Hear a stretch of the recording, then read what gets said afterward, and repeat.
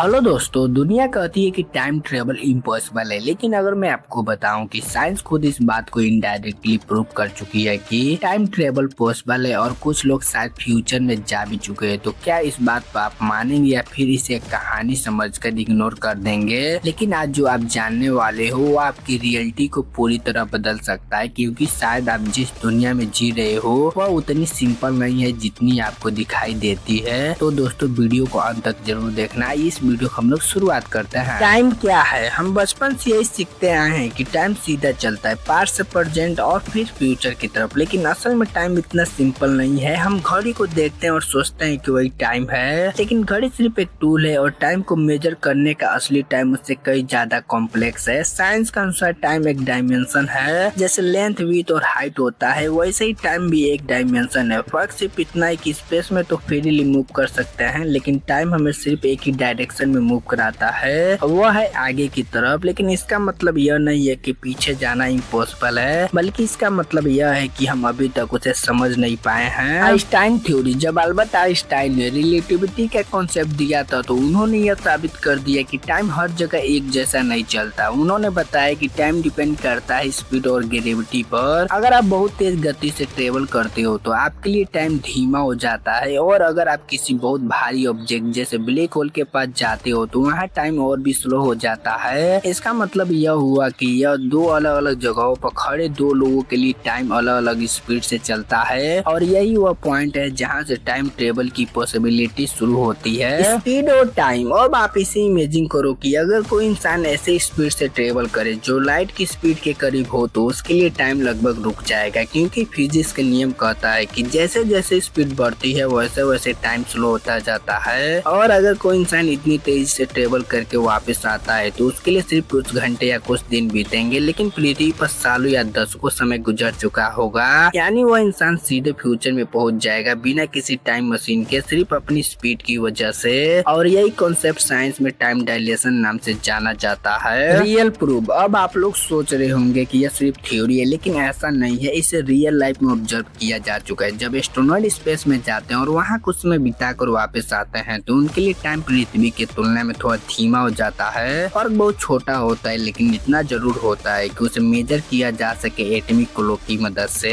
यह एक्सपेरिमेंट कई बार किया जा चुका है और हर बार यही रिजल्ट आता है कि स्पेस में टाइम स्लो चलता है, यानी एस्ट्रोनॉट टेक्निकली फ्यूचर में ट्रेवल कर चुके होते हैं, भले ही बहुत छोटे लेवल पर। लेकिन यह प्रूफ देने के लिए काफी है कि टाइम ट्रेवल सिर्फ इमेजिनेशन नहीं है, यह हकीकत है। Time slip mystery. लेकिन कहानी यही खत्म नहीं होती, क्योंकि कुछ ऐसी भी घटनाएं सामने आई हैं जिन्हें साइंस भी अभी तक पूरी एक्सप्लेन नहीं कर पाई है। कुछ लोग दावा करते हैं कि वो अचानक कुछ समय के लिए गायब हो गए थे और वह जब वापस आए तो उनके लिए सिर्फ कुछ मिनट बीते थे, लेकिन दुनिया में घंटों या दिनों का समय गुजर चुका था। कुछ लोगों ने ऐसी जगह देखने की दावा की जो उस समय एग्जिस्ट नहीं करती थी, और वह जब उन्होंने दूसरों को बताने की कोशिश की तो किसी ने उन पर विश्वास ही नहीं किया। इन घटनाओं को टाइम स्लिप कहा जाता है और यह आज भी एक बहुत बड़ा मिस्ट्री बना हुआ है। क्या यह सिर्फ दिमाग का इल्यूजन है या फिर टाइम में कोई ग्लिच है? फ्यूचर के लोग। अब सबसे डरावना सवाल यह है कि अगर टाइम ट्रेवल पॉसिबल है तो क्या कोई फ्यूचर से हमारे बीच आ चुका है? अगर फ्यूचर में टेक्नोलॉजी इतनी एडवांस हो जाए कि लोग टाइम में पीछे आ सके तो क्या वो हमारे समय में आकर हमें ऑब्जर्व कर रहे होंगे? क्या वो हमारी हिस्ट्री को स्टडी कर रहे होंगे बिना हमारी जानकारी के? और अगर ऐसा है तो हम उन्हें पहचान क्यों नहीं पाते? इसलिए कि वह खुद को छुपा लेते हैं, या फिर इसलिए कि क्योंकि हमें उनके एग्जिस्टेंस का कोई प्रूफ नहीं मिलता? लेकिन इसका मतलब यह नहीं है कि वो एग्जिस्ट नहीं करते हैं। Time machine theory. साइंस के अनुसार टाइम मशीन बनाना थ्योरेटिकली पॉसिबल हो सकता है। वार्म होल नाम की चीज स्पेस टाइम को कनेक्ट कर सकती है। अगर हम किसी तरह वार्म होल के एक एंड को कंट्रोल कर ले और उसे डिफरेंट टाइम में कनेक्ट कर दे तो हम एक जगह से दूसरी जगह ही नहीं बल्कि एक समय से दूसरे समय में भी जा सकते हैं। लेकिन प्रॉब्लम यहाँ है कि वार्म होल को स्टेबल रखना बहुत मुश्किल है, और इसके लिए हमें एक ऐसी एनर्जी की जरूरत होगी जो अभी हमारी टेक्नोलॉजी से बाहर है। लेकिन इसका मतलब यह नहीं है कि फ्यूचर में यह पॉसिबल नहीं होगा। पैराडॉक्स। लेकिन टाइम ट्रेवल का सबसे बड़ा खतरा पैराडॉक्स है। इमेजिन करो अगर आप पास्ट में जाकर कुछ बदल देते हो, जैसे अपने ही दादा को मिलने से रोक देते हो, तो आपका जन्म ही नहीं होगा।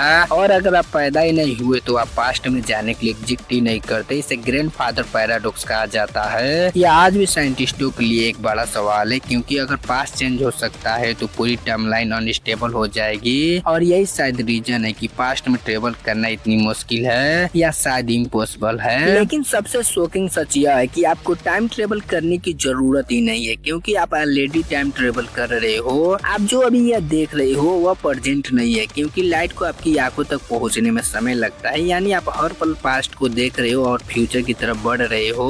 अगर दोस्तों वीडियो अच्छा लगा हो तो प्लीज लाइक सब्सक्राइब करना मत भूलिएगा।